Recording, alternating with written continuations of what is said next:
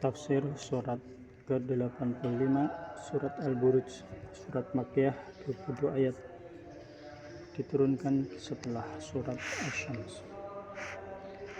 Allah Ta'ala berfirman, was-sama'i dzatil buruj, demi langit yang memiliki al-buruj, gugusan bintang, wal yaumi, dan pada hari al-mau'ud yang dijanjikan,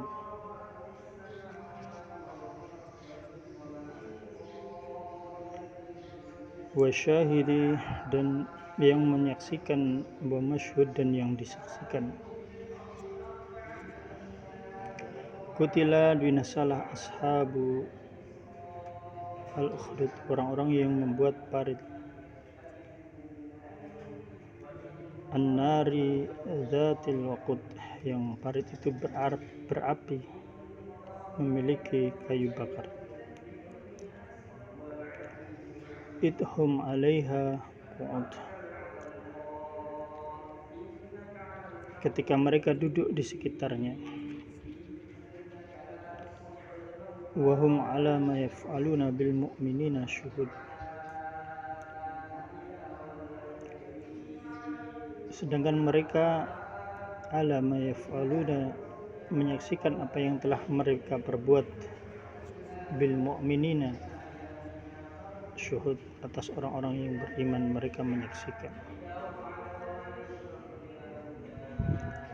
Wa ma naqamu minhum, dan mereka tidaklah menyiksa orang-orang beriman, illa ayyuminu billah, melainkan karena orang yang beriman itu beriman kepada Allah, Al-Aziz, yang maha perkasa, Al-Hamid, yang maha terpuji. Alladzi lahu mulkus samawati wal ard, Allah yang memiliki kerajaan langit dan bumi. Wallahu ala kulli syai'in syahid, dan Allah yang maha menyaksikan atas segala sesuatu.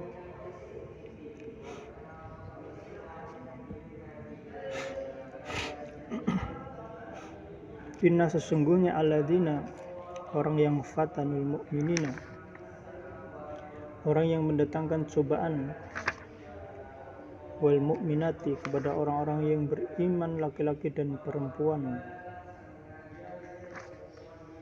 tsumma lam yatubu, kemudian mereka tidak bertobat, falahum, maka bagi mereka adabu jahannam, siksaan neraka jahannam, walahum adabul harik, dan bagi mereka siksaan yang membakar.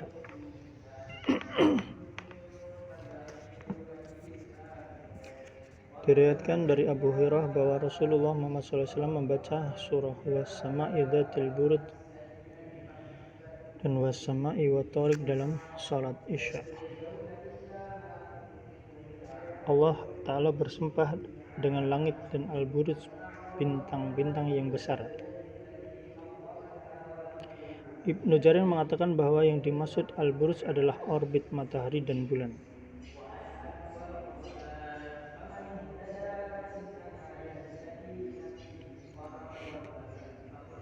Allah berfirman, dan hari yang dijanjikan dan yang menyaksikan dan disaksikan. Hari yang dijanjikan al-maut adalah hari kiamat, yang menyaksikan itu adalah hari Jumat. Tidaklah matahari terbit dan terbenam dalam suatu hari yang lebih utama daripada hari Jumat. Padanya terdapat suatu saat yang tidaklah muslim berdoa meminta kebaikan tepat pada saat itu, melainkan Allah akan mengabulkan, dan tidaklah meminta perlindungan dari keburukan tepat pada saat itu, melainkan Allah akan melindunginya, dan yang disaksikan itu adalah hari Arafah.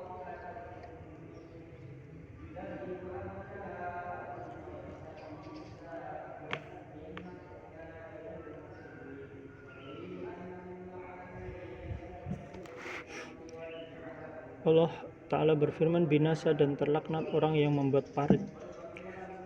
Hudud bentuk mufrad dari jamak ahadid, parit yang ada di bumi, merupakan berita tentang segolongan kufar yang meneror orang yang beriman kepada Allah Ta'ala yang hidup di tengah mereka, yang berbuat sewenang-wenang dan menginginkan orang yang beriman kembali kepada agama kekafiran.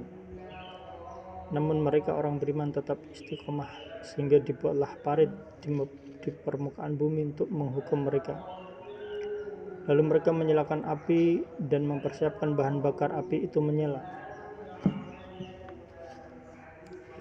Kemudian mereka meminta orang-orang beriman kembali murtad kepada kekafiran. Namun orang yang beriman menolak. Dan pada akhirnya orang yang beriman itu dilemparkan ke dalam parit. Binasalah dan terlaknatlah orang yang membuat parit yang berapi yang memiliki kayu bakar ketika mereka duduk di sekitarnya.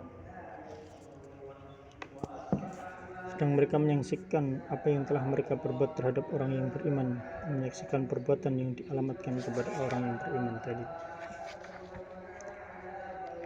Allah Ta'ala berfirman, dan mereka tidak menyiksa orang yang beriman itu melainkan karena orang yang beriman itu beriman kepada Allah yang Maha Perkasa lagi Maha Terpuji.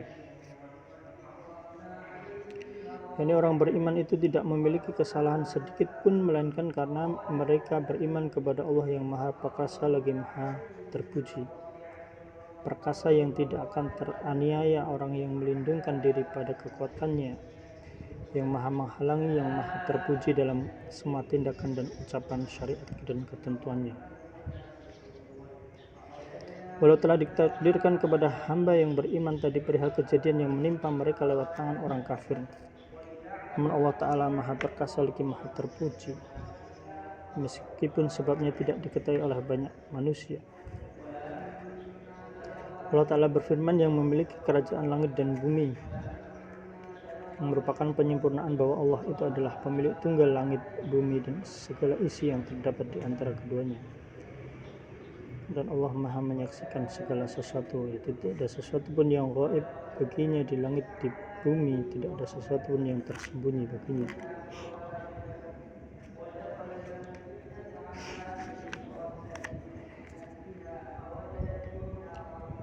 Para ahli tafsir berselisih mengenai asal mula kisah ini, siapakah mereka. Ada yang meriwayatkan bahwa ketika As-Sidi menafsirkan firman Allah, binasa dan terlaknat orang yang membuat parit, ia berkata, ketika itu jumlah parit ada 3, di Irak, di Syam, dan di Yaman. Demikian diriwayatkan oleh Ibnu Abi Hatim. Diriwayatkan oleh Ahmad dengan sanad dari Suhaib bahwa Rasulullah Muhammad SAW bersabda, ada raja pada umat sebelum kalian, memiliki seorang penyihir yang setia.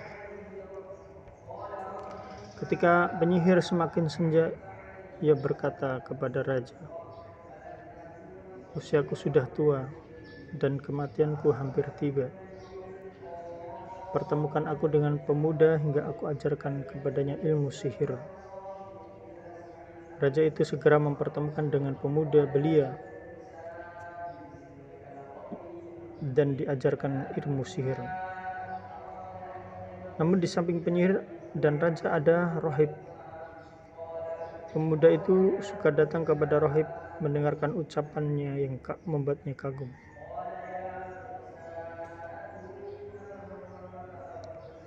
Apabila pemuda itu datang kepada penyihir, ia dipukul sambil ditanya, apa yang membuatmu tidak datang belajar? Dan bila kembali bertemu keluarganya, mereka memukulnya, apa yang membuat kamu tidak pulang?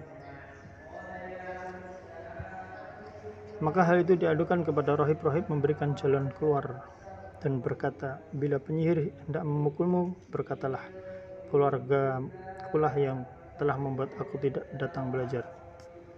Dan bila keluargamu hendak memukulmu, maka katakanlah, aku belajar kepada penyihir itu hingga aku tidak pulang.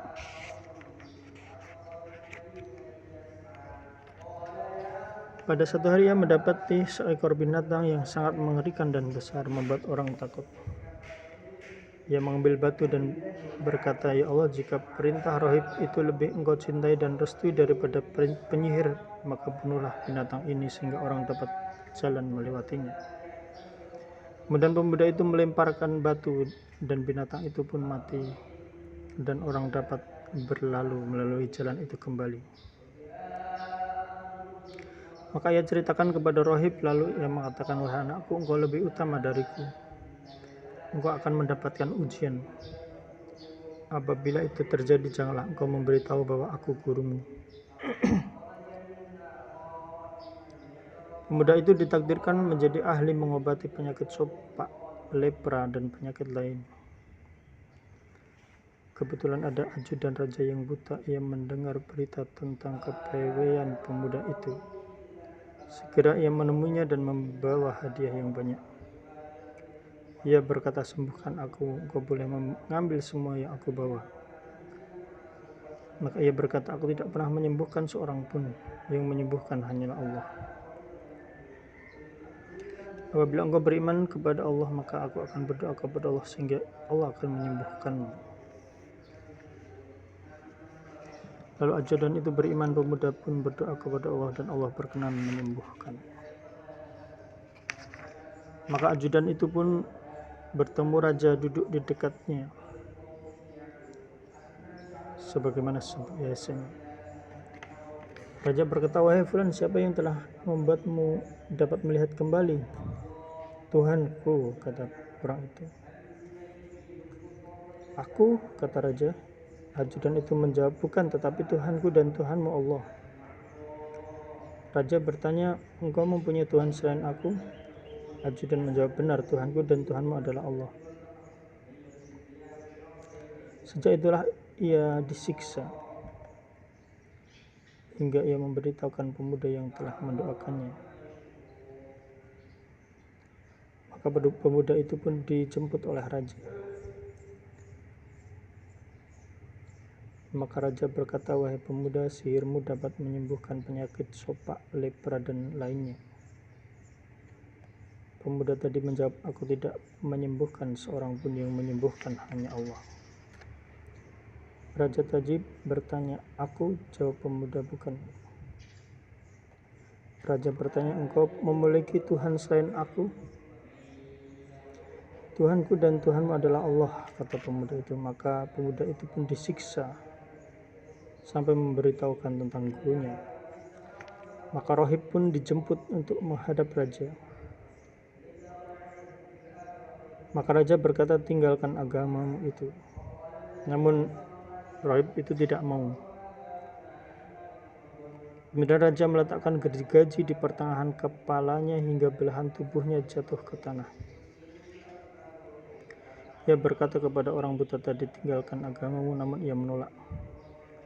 Maka segera ia meletakkan gergaji di pertengahan kepalanya dan keduanya terbelah jatuh ke tanah. Lalu berkata kepada pemuda, tinggalkanlah agamamu, namun ia menolak. Kemudian dia dibawa pergi oleh beberapa orang ke gunung. Apabila kalian telah sampai puncak gunung, apabila ia meninggalkan agamanya, biarkanlah ia. Namun jika ia tidak mau meninggalkan agamanya, gulingkanlah ia, jatuhkanlah ia. Maka tatkala telah sampai di puncak gunung, ia berdoa, ya Allah, selamatkan aku dari mereka menurut kehendak-Mu. Maka gunung itu berguncang menggetarkan mereka, lalu mereka semua terguling. Pemuda tadi datang menghadap raja. Raja penasaran apa yang telah terjadi dengan pengawal.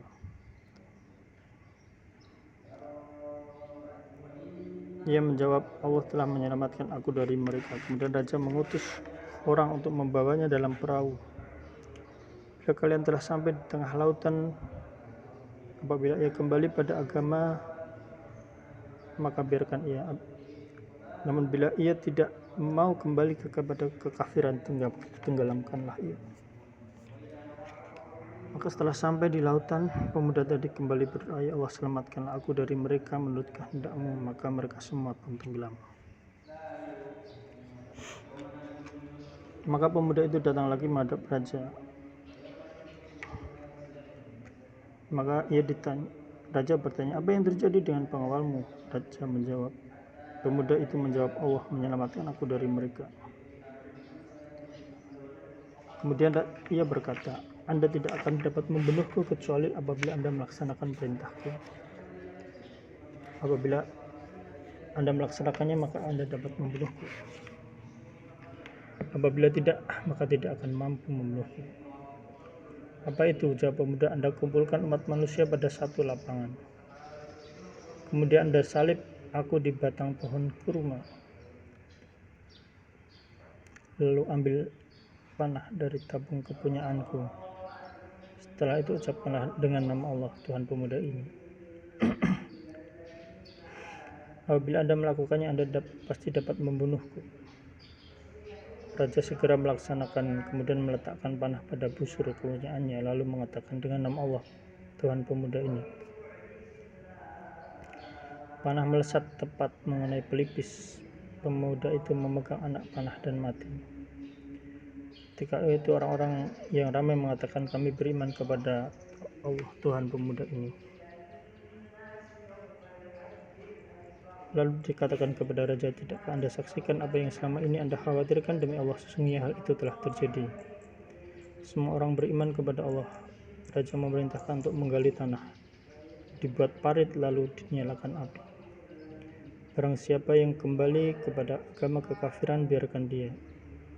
Apabila tidak mau kembali ke kekafiran, maka masukkanlah ia ke dalam parit yang berisi api. Maka mereka semua didorong masuk. Datanglah wanita dengan anak yang masih disusui, seolah ia ragu masuk ke dalam api. Namun anaknya berkata, bersabarlah wahai ibu, sesungguhnya engkau berada dalam kebenaran. Cerita di atas diriwayatkan oleh Muslim di akhir kitab Sahihnya dari Hadab bin Khalid dari Hammad bin Salamah.